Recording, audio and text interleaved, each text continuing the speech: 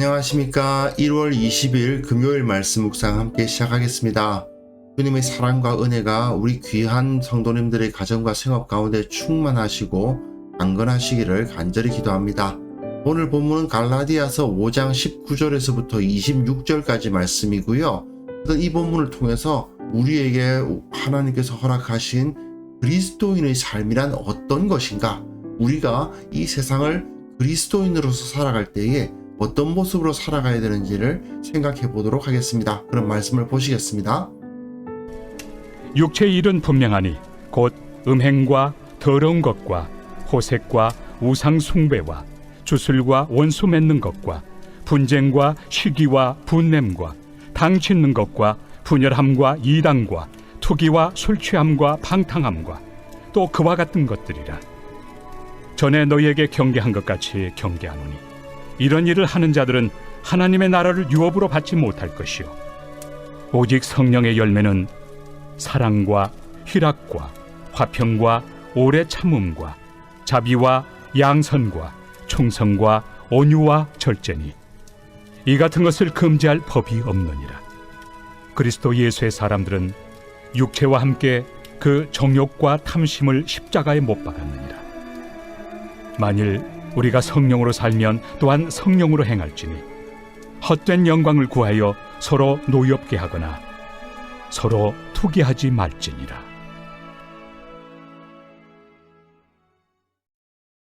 네, 잘 보셨습니까? 지금 우리는 갈라디아서의 마지막 부분, 바울이 실천적인 권면을 하고 있는 부분을 읽어가고 있고요. 그 가운데서도 가장 핵심적인 부분을 읽어가고 있다고 생각하시면 됩니다. 그리스도의 복음으로 충분하다라는 이야기를 시작해서 십자가만을 자랑하라는 이야기로 끝나는 이 실천적인 권면에서 결국 우리는 육체가 아니라 성령의 인도를 따라서 살아야 된다, 이렇게 바울은 가르치고 있는 거거든요. 바울이 왜 할례와 율법을 반대해 왔는가를 잊어서는 안 됩니다. 이방인으로 하여금 유대인이 되도록 하려는 시도를 막아서기 위함입니다. 율법은 필요 없다, 할례는 악하다, 이렇게 말하고자 함이 아니고 이방인들에게 그런 것을 요구하는 것이 복음적이지 않다는 거예요. 그런데 문제는, 그러면 그리스도인들은 아무렇게나 살아도 된다는 얘기냐? 분명히 바울은 율법이 아니라 사랑과 성령을 따라서 살아가라, 그렇게 이야기를 하긴 했지만 사랑과 성령을 따라서 살아라? 이거 좀 모호하지 않습니까? 이렇게 질문을 할 수가 있겠죠.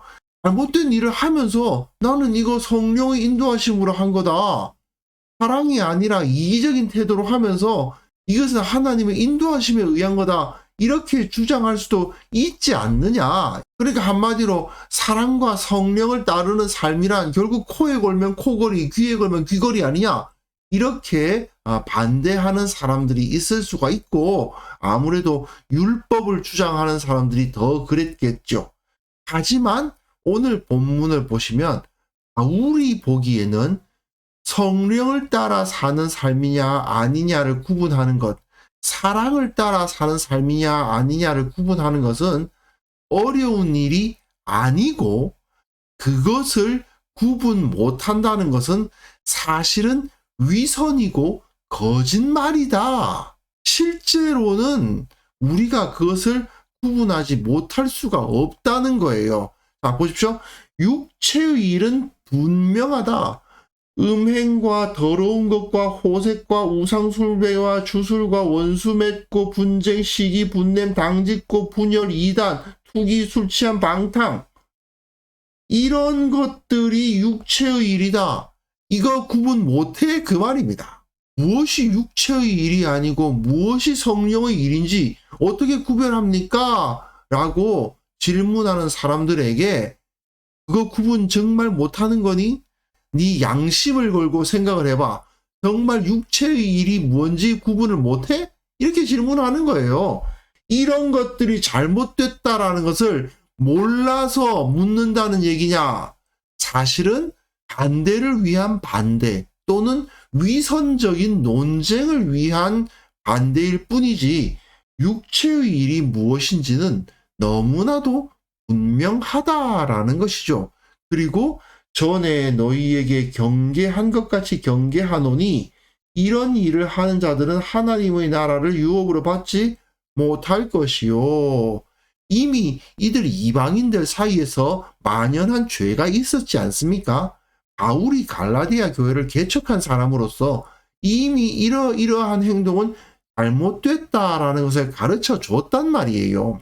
그리고 율법을 하나하나 조목조목 따져가지고 이건 이렇게 하고 이건 이렇게 하고 따지지 않고 율법을 처음부터 쭉 읽어보고 이 법을 주님께서 우리에게 주신 이유가 무엇일까를 묵상해 보면 뭐가 육체의 일이겠구나, 뭘 하나님께서 싫어하시고 뭘 주님께서 좋아하시겠구나, 그걸 모를 리가 없다는 거죠. 지금 바울이 그래서 육체의 일을 이렇게 쭉 열거하는 겁니다. 그 다음에 보십시오. 성령의 열매를 다시 열거하잖아요. 사랑과 희락과 화평과 오래 참음과 자비와 양선과 충성과 온유와 절제니.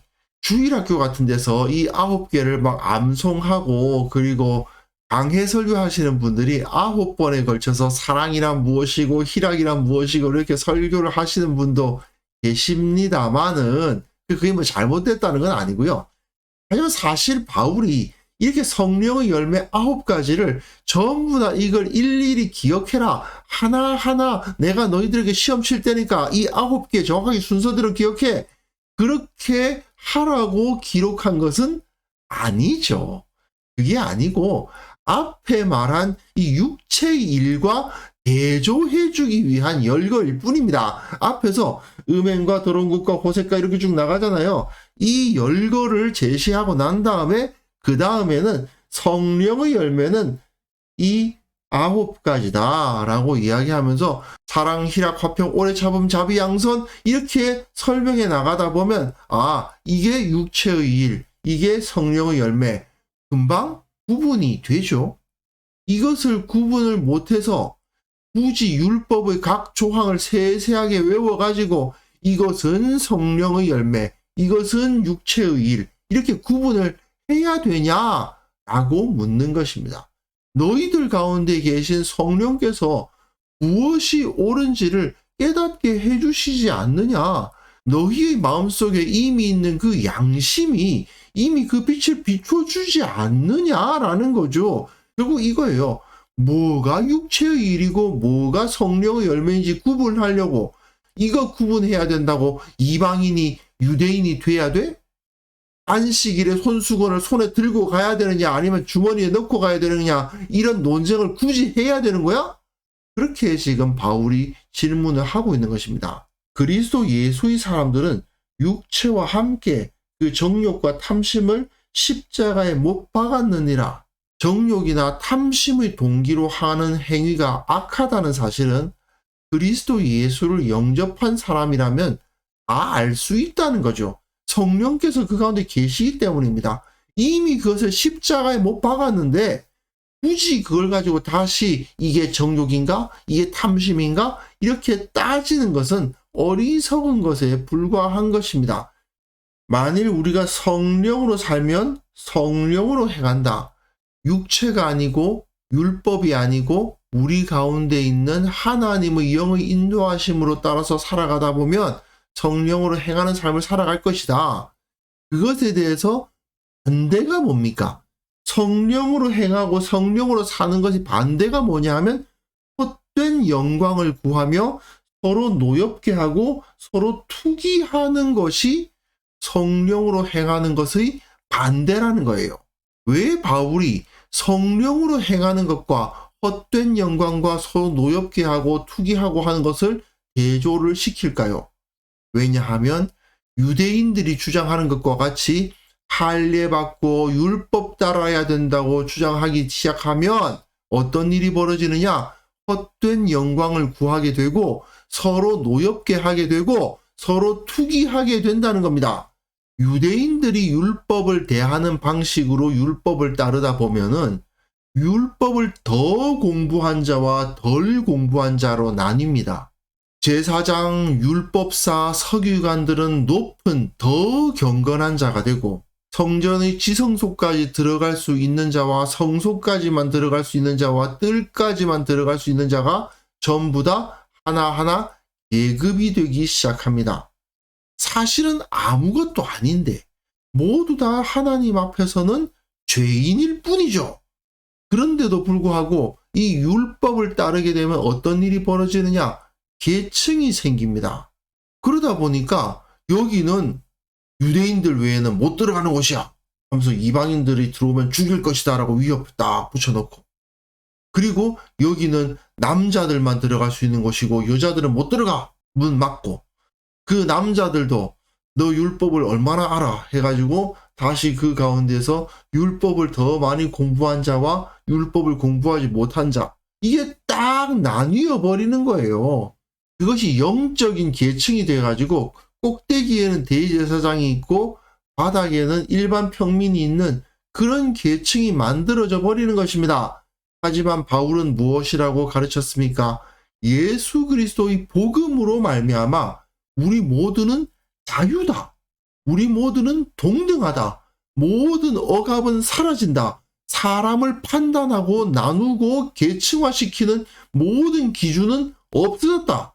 누구나 육체의 일과 성령의 열매는 쉽게 구분할 수 있으며 성령의 인도하심을 따라 살아가는 우리 모두 다 평등한 형제들이다. 우리 안에는 어떠한 계급이나 차별이 있을 수 없다. 이렇게 가르쳤단 말이에요. 그런데 율법 따르다 보면 어떤 일이 벌어지냐? 율법을 누가 더 많이 하느냐? 율법에 의해서 누가 더 경건하고 누가 더 거룩하고 누가 더 높고 누가 더 하나님께 가깝고, 이런 식으로 사람을 계층화하기 시작하면 그건 복음이 아니라는 것입니다. 이런 식으로 소위 말하는 영적인 계층화가 아주 첨예하게 이루어졌던 시기가 교회의 역사 가운데 있었죠. 중세시대 로만 가톨릭에서 그런 일이 있었습니다. 마치 유대인들과 같이 종교적 계급이 아주 선명하게 나누어져 있었죠. 그리고 그 계급 따라서 서로 간에 몸에 붙이는 장식들과 그들이 행할 수 있는 의식들이 다 달라졌습니다. 이 계급에 있는 사람들은 이런 모자를 쓰고 이 계급에 있는 사람들은 이런 팔띠를 두르고, 이런 것이 다 정해져 가지고 전부 계급화가 되죠. 사제 계급과 평신도 계급이 나뉘고, 교황을 정점으로 그 밑에는 추기경, 추기경은 빨간 모자를 쓸 수 있고 그 다음에 밑에 있는 사제들은 빨간 모자를 못 쓰고 등등의 피라미드식 사제 계급이 쫙 나누어져 있고, 하나님의 자녀가 된다는 것만으로도 부족했는지 더 거룩한 사람, 소위 말하는 성자를 지정해가지고 공포하고, 그런 게 중세 로만 가톨릭에서 있었던 사건들 아닙니까? 결정적으로 평신도들은, 일반 신도들은 무엇이 옳고 그른지를 판단할 수 있는 권리를 박탈해버렸어요. 너희들은 성경을 해석할 능력이 없어. 이런 식으로. 하지만 하나님의 말씀을 읽을 수 있고 전할 수 있고 해석할 수 있다. 이렇게 만들어 버렸죠. 가르치는 교회와 배우는 교회가 완전히 갈라졌던 것입니다. 이거는 갈라디아서에서 바울이 가르치는 바와는 완전히 반대 방향입니다. 바울의 대적들, 유대주의자들, 율법주의자들의 가르침이 그대로 나타나 있는 형태가 바로 중세 로만 가톨릭이었습니다. 우리는 어떤 사람들입니까? 종교개혁자들의 후예들입니다.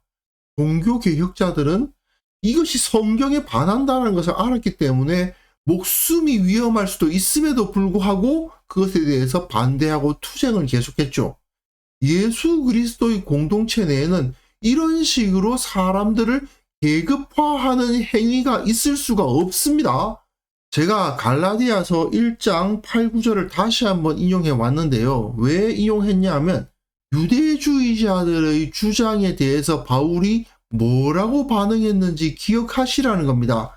우리나 혹은 하늘로부터 온 천사라도 우리가 너희에게 전한 복음 외에 다른 복음을 전하면 저주를 받을지어다. 만일 누구든지 너희가 받은 것 외에 다른 복음을 전하면 저주를 받을지어다.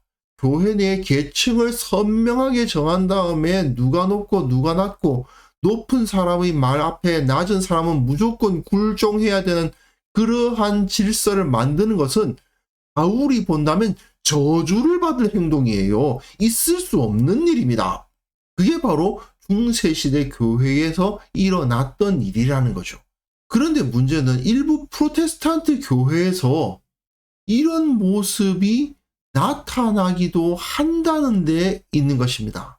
목사가 그 교회의 가장 높은 사람이 되거나 또는 그 교회를 창립한 장로님이 가장 높은 사람이 되고 당회원 밑에는 권사회, 권사회 밑에는 안수집사회, 또는 이게 좀 바뀌기도 하죠.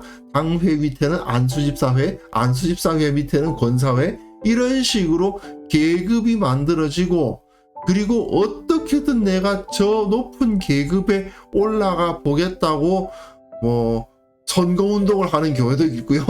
별의별 희한한 모습들이 나와 있습니다. 제자 훈련한다는 교회에서도 그런 현상이 나타나기도 하는데, 제자 훈련을 왜 받습니까?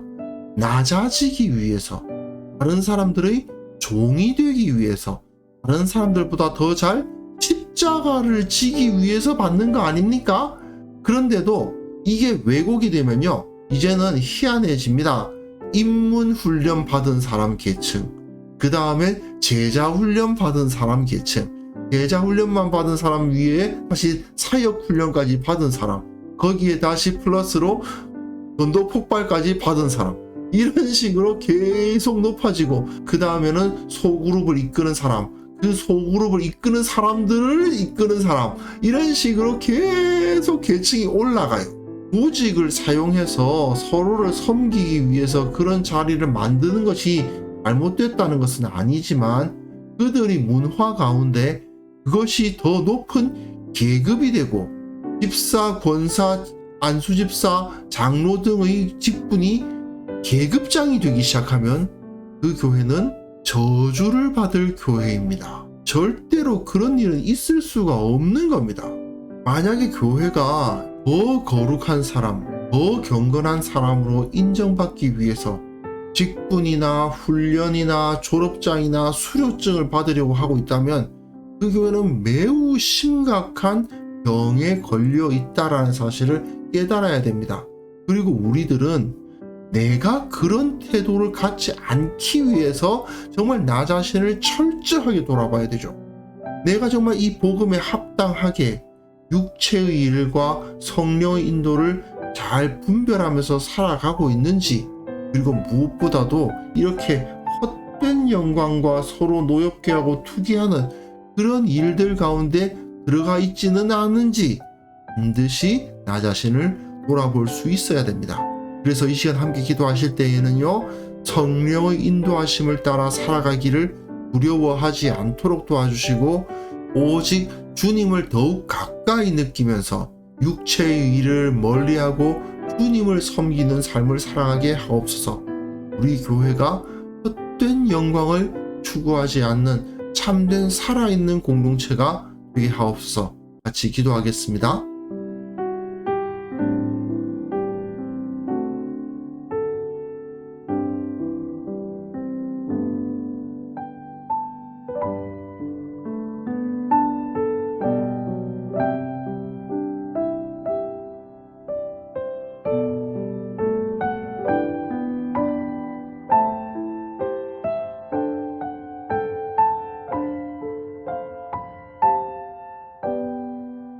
거룩하신 하나님 아버지, 육체의 일을 버리고 성령의 인도하심을 따라가는 것이 내 삶 가운데 온전히 드러나게 하여 주옵소서. 두려움 없이 주님을 바라보게 하시고, 하나님께서 무엇을 원하시는지 깨닫게 하시고, 주님을 가까이 느끼며 살아가게 하시며, 무엇보다도 우리에게 베풀어 주신 그 자유하심이 버려지지 않도록 살아있고 역동적인 신앙으로 우리를 인도하여 주시기를 원하옵고 바랍니다. 주님, 특별히 원하옵기는 우리 교회의 모든 성도들이 헛된 영광을 추구하는 자가 되지 않도록 도와주시고, 예수님의 마음만 담고 예수님의 뒤를 따르는 그러한 공동체가 될 수 있도록 도와주옵소서. 인간적인 마음이나 비교하는 마음이 결코 틈타지 않도록 지켜주시기를 원하고 바랍니다. 한국 교회를 위해서 기도합니다. 한국 교회가 정말 세상으로부터 존경받고 세상에 소망을 던지는 공동체가 되어야만 되겠사오니 주께서 불쌍히 여겨주시고 변화시켜주시고 이들이 건강하게 새롭게 서게 하여 주옵소서. 아버지 하나님, 오늘도 주님께서 우리를 성령으로 인도해 주시기를 간구합니다. 무엇이 옳고 무엇이 그른지를 판단하는데 아무런 어리석은 모습 보이지 않도록 도와주시고 말씀과 기도로 오늘 하루를 기쁨으로 승리하며 살아갈 수 있도록 도와주옵소서. 주께서 베풀어 주신 그 크신 은혜를 받아 누리는데 전혀 부족함이 없도록 주께서 우리를 충만하게 하시고 하나님의 백성다운 삶을 살아가는데 부족함이 없게 하여 주옵소서. 감사를 드리오며 예수님의 이름으로 기도합니다. 아멘.